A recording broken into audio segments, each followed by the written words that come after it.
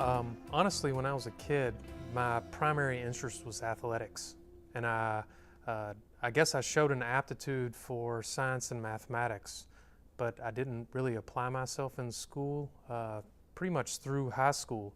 But the exams that one takes to determine aptitude in science and math or English or whatever always indicated that I had a strong capability in mathematics, high order mathematics and science. When I got injured from athletics and couldn't play sports anymore, I had to sit out from school for a while. And in the interim, my dad had come to me and said, "Hey, look, you've spent enough time not making progress in life. I want you to make me a promise." My dad's a very sincere, not very many words kind of person. And so, you know, out of maybe 2 promises he'd ever asked me to make in life, "Yeah, Dad, I'll make you this promise. I'll go back to school. I'll get a degree doing something I enjoy, and that'll be my career." And 2 weeks later, he died. So I fulfilled my promise.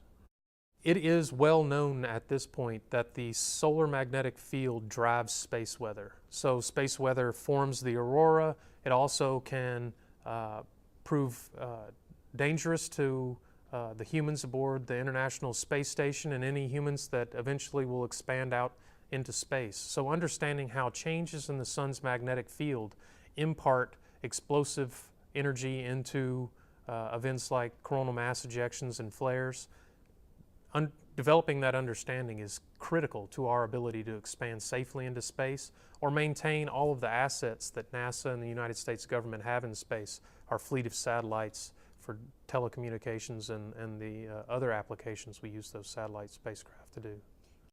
I knew the work I was interested in was funded by NASA. There was no other avenue in which I was going to garner funding or be employed other than directly work for NASA. So I knew going to college that eventually I was either going to be a contractor in some form or a civil servant with NASA, at least if my goals were going to be, personal goals were going to be attained. So originally when I went to the Harvard-Smithsonian Center for Astrophysics, technically I'd met my goal. I was there, I was building spacecraft for the Hinode spacecraft, partnered between NASA and the Japanese, which is now in orbit, or the atmospheric imaging array on the Solar Dynamics Observatory. So I was building spacecraft, but they were for NASA.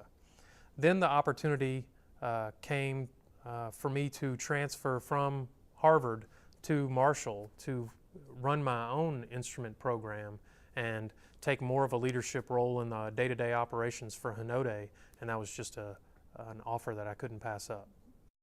I do think of my dad when I have big moments like that in life. My dad, my daughter, my wife, you know, because in some small way, I'm either fulfilling a promise or living up to the expectation that each of those individuals has in me.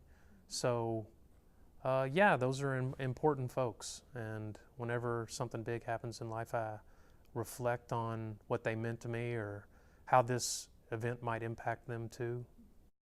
I'm really interested in stellar astrophysics, in particular how hot atmospheres for stars are formed. So I think I'll continue to build instrumentation to study the solar atmospheres or solar analog stars that are like the sun until people ask me not to.